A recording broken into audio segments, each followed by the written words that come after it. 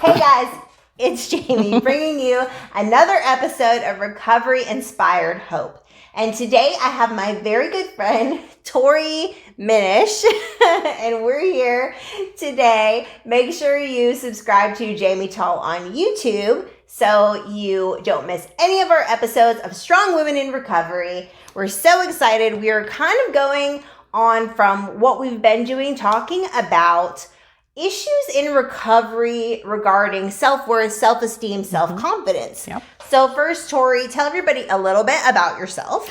Okay, so my name's Tori. I'm 28 years old. I have 3 beautiful kids, 2 girls and a boy. I work in community management. I'm an assistant manager.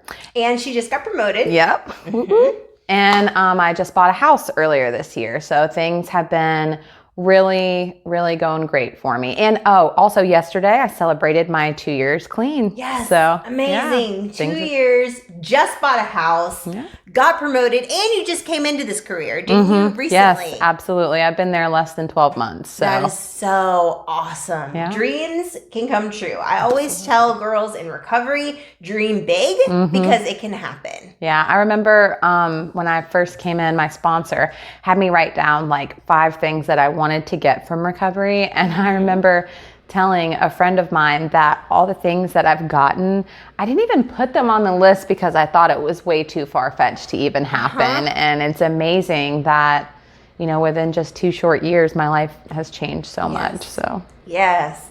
So tell us about how you came into recovery. So my kids is really what brought me to recovery. I lost custody of my oldest child, and I was about to lose custody of my younger 2.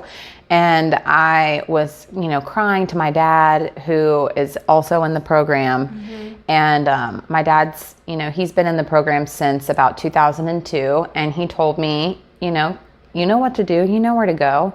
And I went to a meeting. And I have been around ever since. And since then, I got my oldest daughter back, and I still have custody of my younger 2 kids. So that situation, it ended up working itself out. And I just decided to stick around because the things that recovery had given me were so amazing. My life was getting so good. I thought there's no way I'm leaving now. Yes, absolutely. So. Absolutely. And it's so awesome that your dad had came through recovery and he was able to be a shining example for you and direct you in where to go. And he was proof that recovery happens and recovery works. It's so true. Recovery really is a family affair. And it got to help me have family restoration with my children and family restoration with my dad, you know? So that was awesome. So awesome. So we're talking a little bit about self-confidence, self-worth, because, when we're out there in our active addiction, we've put ourselves in situations, we've put ourselves in relationships, toxic, abusive, mentally, emotionally, physically. And we tend to be pretty beat up as women coming into recovery, trying to build ourselves up again and get back to that place where we feel whole and worthy. So tell us a little bit about your experience with that. So, I definitely agree with everything that you just said. Whenever I came into recovery, I was extremely beat up from, things that I had done to myself and the relationships with bad people because, I only dated people that did drugs. Right. And so, I got treated really badly and I just felt like I wasn't worth anything. And the way that I learned to value myself was through esteemable acts, doing good things for other people. I realized that, I can't change the things that I've done in the past that made me feel bad about myself, but I can every day do something good for someone else. And that made me feel like a good person at the end of the day. And it was a lot easier to love myself whenever I felt like I was lovable. Right. And planting good seeds and doing good things. Absolutely. Unlike what we used to do, which was not good things. Not and at all. not Definitely planting not. good seeds. So we've talked where you have struggled with like weight stuff. Yeah. So tell us a little bit about how all that started in your life. So when I was in high school, I was a cheerleader. And I wasn't just like a regular cheerleader. I was like a competitive cheerleader, power tumbler, like the kind you see on ESPN, where they take it really seriously. Yes. And, you know, I was the little girl, like I'm 4'11", you know, so I couldn't really do anything else besides be the one that got thrown up in the air. And my coach put me on a diet my sophomore year. I was 15 years old, and you know, there was a lot of negative self-talk amongst the coaches and the other girls, and you know, it was just not a good environment for confidence. Right. And at 15, being told you had to be put on a diet, that's like a recipe for disaster. like disaster. Yes. And that's where I started experimenting with anorexia. I, you know, would starve myself, or I would only let myself intake liquid calories, and I became very obsessed with counting calories and looking at myself in the mirror. And if I couldn't fit into a size 00 jeans, I felt like I was fat, and I developed like body dysmorphia. And I just, even if the scale said I weighed 99 pounds, if I looked in the mirror, I would feel just disgusting. And it progressed a lot worse as I got older, because I worked in a service industry where, you know, I worked in, they're called restaurants like Hooters and Tilted Kilt, where they can fire you if they don't feel like you're pretty enough to work there. Right. And that's a lot of pressure. Yeah, exactly. Yeah. And so, you know, again, I felt pressured to not eat or to watch what I ate, or, you know, and it became such a habit. It was like, it just became the new way that I lived. And, you know, once my addiction really progressed into like the full blown state that it was in,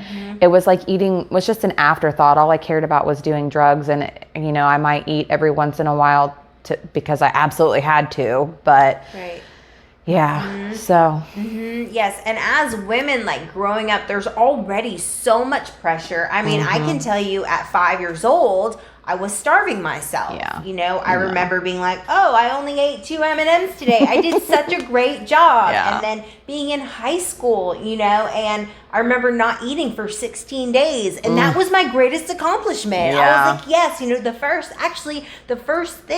substance that I tried was diet pills. Yeah. That was the first thing I was addicted to. And back then it was like the real Yeah. diet pills you could get from, you know, from just CVS or Yeah. can't get those anymore. No, definitely not. But you know, and it was like everything, like you said, had to do with like the number on the scale. Absolutely. And struggling with body dysmorphia as well. Still, even today, I struggle with it, you know. Me too. Literally, after I eat, I can look in the mirror and I swear I gained 10 pounds. I swear I look 10 pounds heavier after I eat.